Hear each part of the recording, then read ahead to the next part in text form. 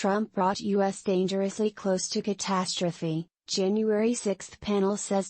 Bennie Thompson says U.S. fortunate for Mike Pence's courage in refusing to accept Trump's scheme to reject the electoral. The House Select Committee investigating the January 6 attack on the Capitol on Thursday said Donald Trump's dangerous last-gasp attempt to pressure his Vice President, Mike Pence, to reject the electoral count brought the country dangerously close to catastrophe. With live witnesses and recorded deposition, the panel aimed to show how an increasingly desperate Trump became fixated on a completely nonsensical and anti-democratic theory, devised by conservative law professor John Eastman, that Pence, in his role as President of the Senate, could reject the congressional certification of Joe Biden's win in the Vice President has no such power.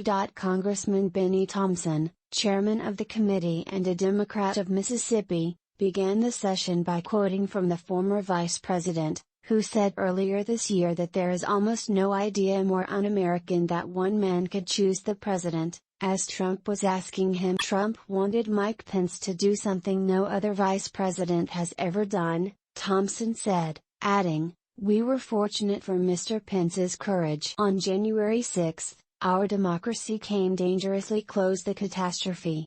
The panel argued that Trump's embrace of this scheme, and his public and private pressure campaign on Pence, put the vice president's life in danger in the hours-long siege. It will also seek to show that there is an ongoing threat to democracy from people advocating the false view that the 2020 election was rigged.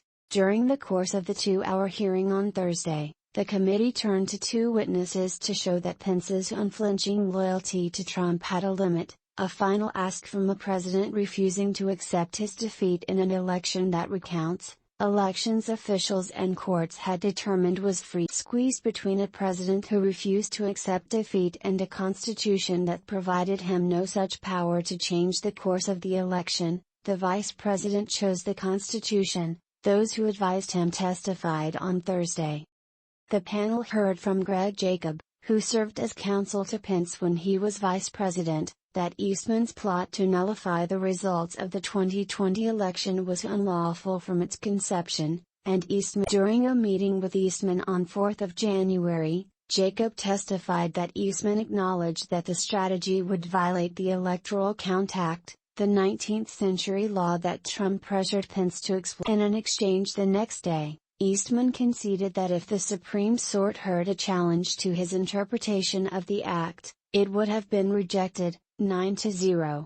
The second witness, retired judge and informal Pence advisor J. Michael Luttig, said that if Trump had succeeded, it would have plunged America into what I believed would have been tantamount to a revolution in the first constitutional crisis since the founding. I would have laid my body across the road before I would have let the vice president overturn the 2020 presidential election on the basis of that historical precedent. The state former a federal judge ruled in March that Trump and Eastman more likely than not had committed felonies in their efforts to overturn the 2020 election, including obstructing the work of Congress and conspiring to defraud the American. The committee teased the hearing with a clip of the former Trump White House attorney Eric Hirschman testifying that he told Eastman, "Get a great effing criminal defense lawyer. You're gonna need."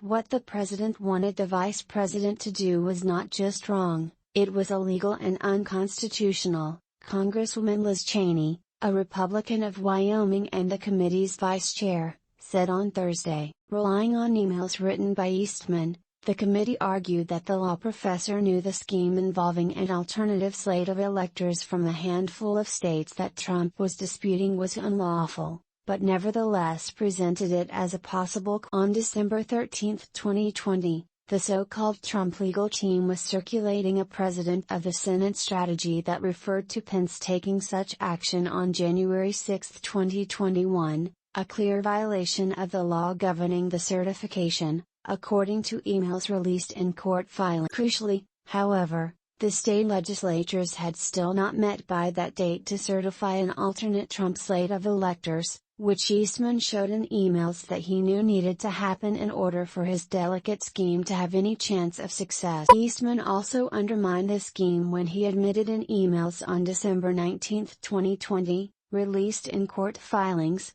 that unless those electors get a certification from their state legislators, the Trump slates would be dead on arrival in Congress. The emails showed Eastman knew the plan rested on states certifying Trump slates. But when he presented a memo to Pence in January 2021 attesting to the existence of Trump slates, that did not actually exist, he revealed corrupt intent to obstruct proceedings on 6 January. No state legislatures ultimately certified an alternate slate of electors for Trump. The Trump White House appears to have participated in a related scheme to send fake Trump slates to Congress, though those were not introduced at the certification on the day of the attack. The opening primetime hearing last week, which drew more than 20 million viewers, focused on placing Trump at the heart of a sprawling 7-part plot to overturn an election the committee says he knew. The second hearing traced the origins and spread of Trump's stolen election myth. The panel said the hearing would be led by the California Congressman Pete Aguilar, a Democrat, with witness questioning done by former U.S. Attorney John Wood, senior investigative counsel on the committee. Aguilar said Trump knew there was a violent mob at the U.S. Capitol when he tweeted at 2:24 p.m. that Pence did not have the courage to do what should have been done. The committee played a montage of rioters threatening to drag Pence through the streets and chanting "Bring out Pence" and "Hang Mike Pence" near where a gallows had been erected outside the Capitol. When Mike Pence made it clear that he wouldn't give in to Donald Trump's scheme, Donald Trump turned the mob on him, a mob that was chanting "Hang Mike Pence," Thompson said. Recorded testimony from Pence's former chief of staff, Mark Short, also played a prominent role in Thursday's hearing. In his deposition to the committee, Short said Pence had informed the president many times that he would not go along with the scheme. Pence never budged from his initial view that the Founding Fathers would not have left it to one person to determine the outcome of a presidential election, and certainly not someone with such a significant stake in the outcome as a vice president, Jacob. Though it ultimately failed, Jacob warned that Trump's actions imperiled the American democratic experiment. When our elected and appointed leaders break, twist, and fail to enforce our laws in order to achieve their partisan ends, or to accomplish frustrated policy objectives they consider existentially important, they are breaking America, he said in written testimony to the. We should not feign surprise when our citizens treat the law and the Constitution with the same level of respect that our leaders do.